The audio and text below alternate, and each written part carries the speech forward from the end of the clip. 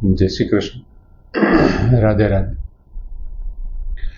મિત્રો, 17મા અધ્યાયના 27 શ્લોક સુધીનું કામ પૂરું કર્યું.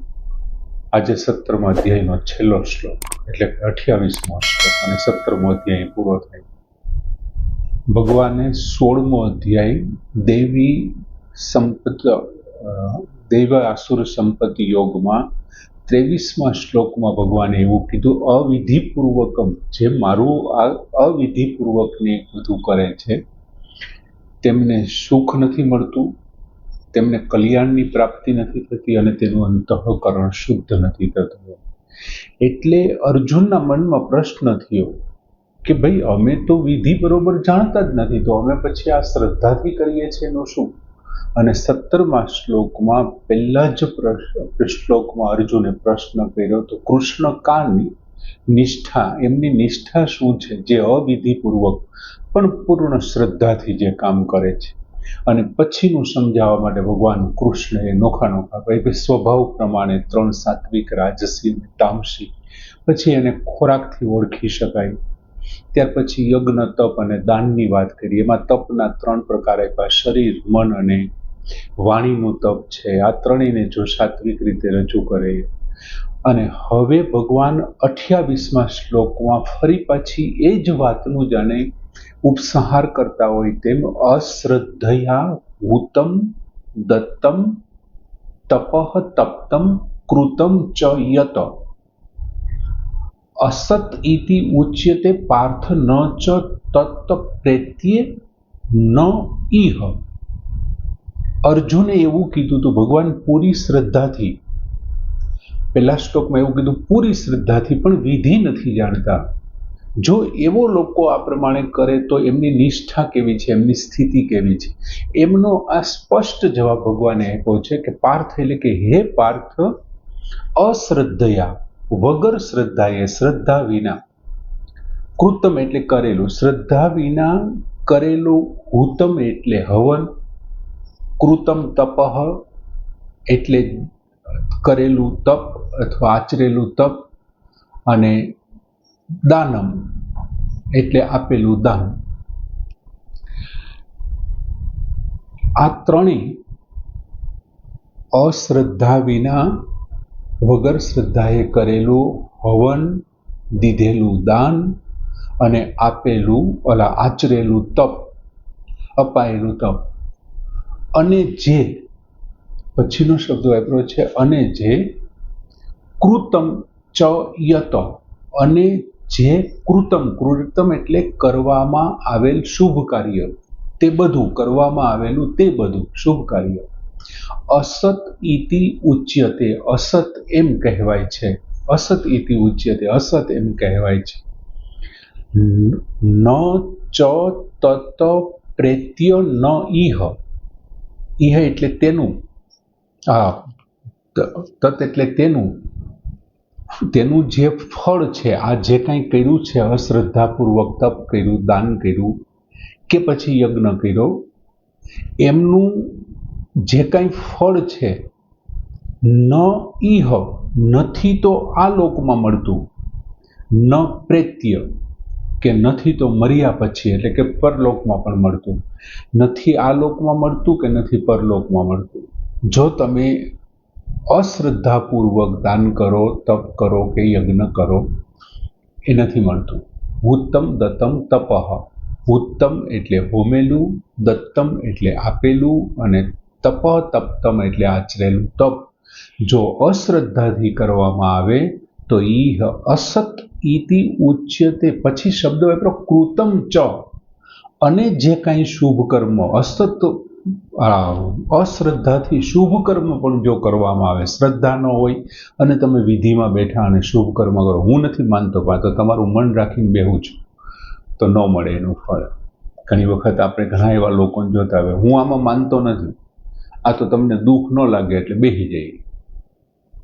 જો તમને દુઃખ ન લાગે, બેસી જઈએ, માનતા નથી, શ્રદ્ધા નથી, તો એનું ફળ ઈહ એટલે કે આ લોકમાં નથી મળતું, અને ન પ્રેત્ય મર્યા પછી પણ નથી મળતું. એમ અશ્રદ્ધયા ચ યત, અશ્રદ્ધાપૂર્વક તમે કોઈ પણ નાના મોટા યજ્ઞ કરો, કોઈ પણ દાન કરો, પછી એ દેશ કાળ કે ગમે તે એને સ્થિતિ હોય, કે પછી વિવિધ પ્રકારના તપ કરવામાં આવે, અથવા તો શાસ્ત્રમાં બતાવેલા છે એ બધા કર્મ આચરવામાં આવે, કર્મ કરવામાં, શાસ્ત્ર સિદ્ધ શાસ્ત્ર વિહિત કર્મ, શાસ્ત્રમાં જે બતાવ્યા છે એ બધા કર્મ કરવામાં આવે, તે બધું જ ભગવાન શું કહે છે?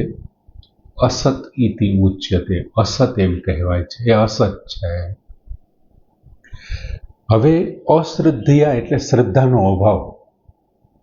જે આસુરી લોકો છે એ લોકો જો એક તો પરલોકમાં નથી માનતા, એને કંઈ પણ કહીએ કે ભાઈ પરલોકમાં પર તમને દુઃખ મળશે કે ભાઈ એવું પરલોક છે જ નહીં, જે છે એ બધું આ પૃથ્વી ઉપર જ છે. બીજું આપણે એમ કહીએ તમને આગલો જન્મ ખરાબ મળશે, આમ છે તેમ છે, તો એ પુનર્જન્મમાં નથી માનતા. એ લોકો ચોખ્ખું કહે છે ધર્મ જેવું કોઈ છે જ નહીં, અને વધારામાં એમને ઈશ્વર ઉપર કોઈ જાતની શ્રદ્ધા નથી. એમ કે બસ મહેનત કરો, ઈશ્વર બીશ્વર કંઈ છે નહીં. ઈશ્વર ઉપર શ્રદ્ધા નથી રાખતા, પરલોકમાં માનતા નથી, પુનર્જન્મમાં ધર્મમાં એકેયમાં માનતા નથી.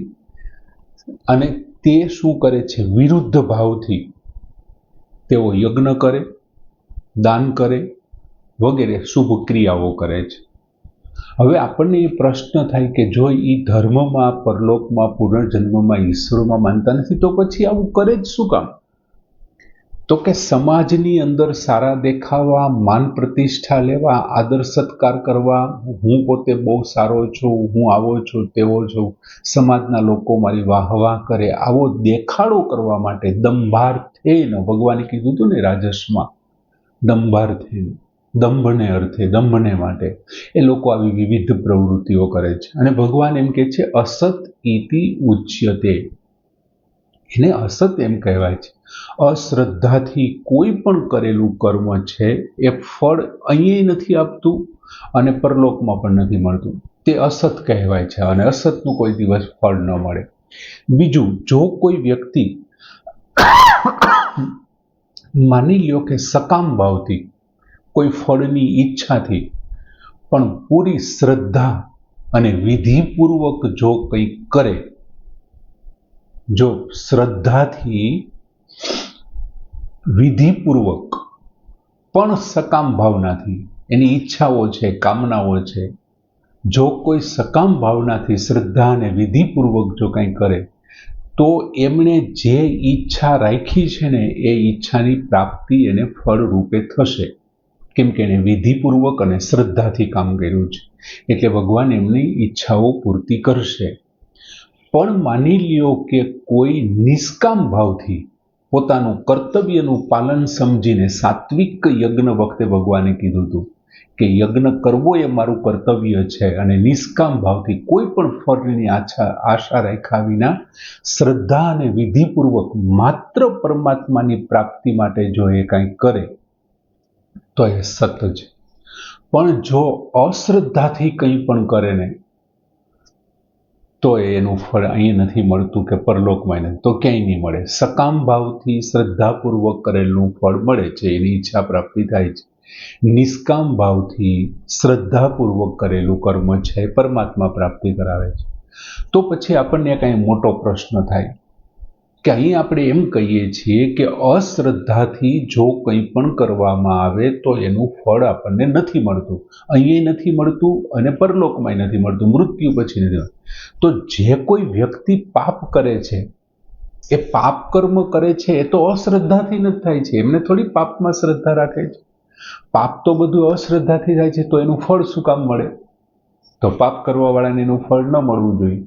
તો એમાં કર્મના નિયમ પ્રમાણે ચાલશે. કર્મનો નિયમ શું છે કે રાગપૂર્વક કરેલા કર્મ છે એનું ફળ ભોગવવું જ પડે, અને પાપ કર્મ છે એ શેને કારણે થાય છે? રાગને કારણે થાય છે. એટલે પાપ કર્મના ફળ છે ભોગવવું પડે. અશ્રદ્ધા હોય છે પણ એ રાગપૂર્વક કરેલું અશ્રદ્ધાથી ફળ છે એટલે એને ભોગવવું પડે.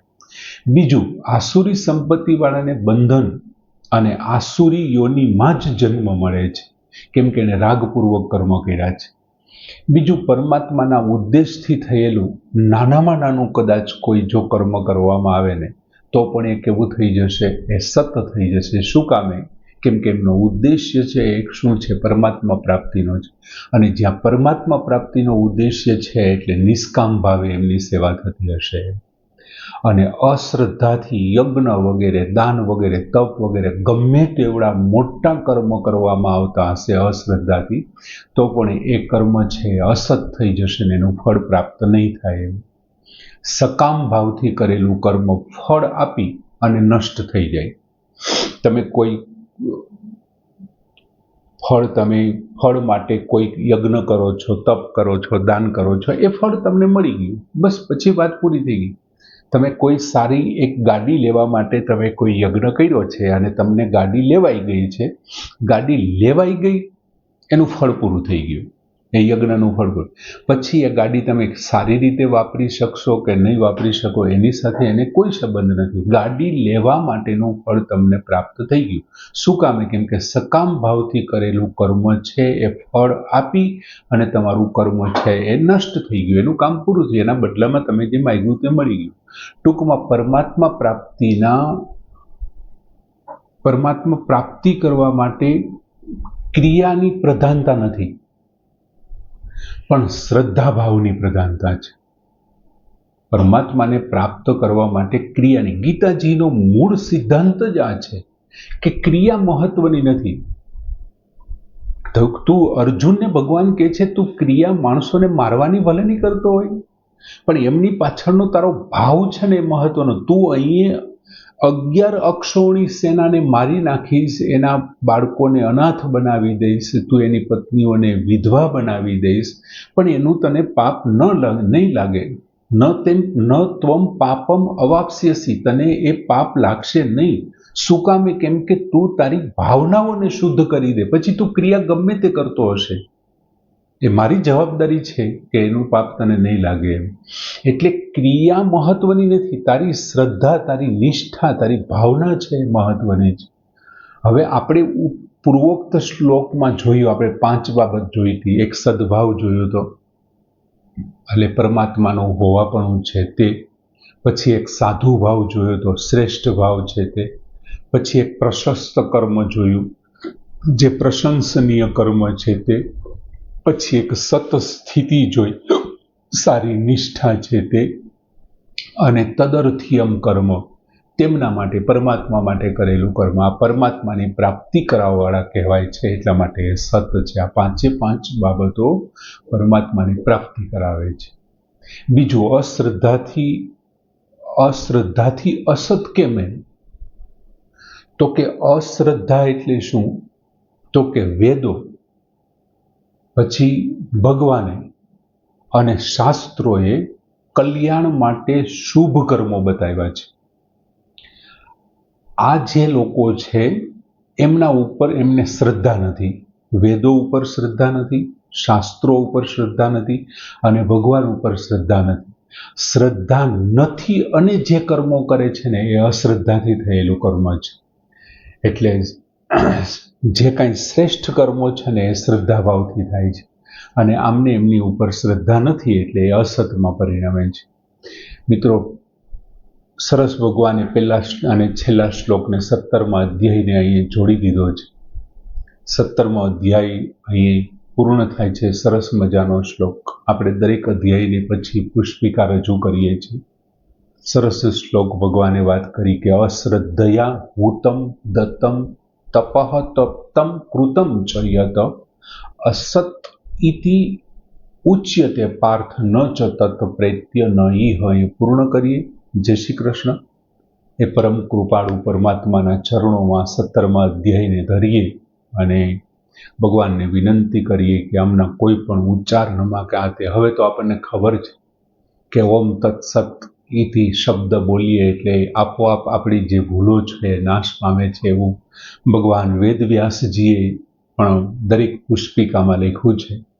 અહીં આપણે 17મા અધ્યાયની પુષ્પિકાને રજૂ કરતા ઓમ તત્સત ઇતિ શ્રીમદ ભગવદ્ ગીતાસુ ઉપનિષત્સુ બ્રહ્મ વિદ્યાયામ યોગશાસ્ત્રે શ્રી કૃષ્ણાર્જુન સંવાદે શ્રદ્ધાત્રય વિભાગ યોગો નામ 17 અધ્યાય શ્રી કૃષ્ણાર્પણમસ્તુ.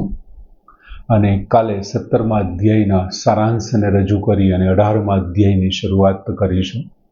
ભગવાને ધીમે ધીમે મને એવું લાગે છે કે આપણને લક્ષ્ય સુધી એમની પરમ કૃપાથી પહોંચતા હોય એવું દેખાઈ રહ્યું છે. આજે થોડી 2-4 દિવસથી આ તબિયત થોડી ઘણી નબળી હતી, એટલે કાલનો શુક્રવારનો શ્લોક બહાર ન પાડી શક્યા. આ એક દિવસ આજે મોડું થયું. બીજું એક કારણ એ પણ છે કે હવે નવા નિયમ પ્રમાણે સોશિયલ મીડિયામાં બ્રોડકાસ્ટમાં 39 મેસેજ જ આપણે દર મહિનામાં મૂકી શકીએ. એટલે એમને હિસાબે પણ 2-3 શ્લોકમાં પ્રોબ્લેમ આવે, એટલે ઘણા મિત્રોને શ્લોક ન પણ મળી શકતા હોય, 1-2 દિવસ માટે આડાવડું થતું હોય છે. સરસ, હવે ભગવાન કૃષ્ણના ચરણોમાં કોટી કોટી વંદન સાથે 17મો અધ્યાય એમને સમર્પિત કરીએ. જય શ્રી કૃષ્ણ.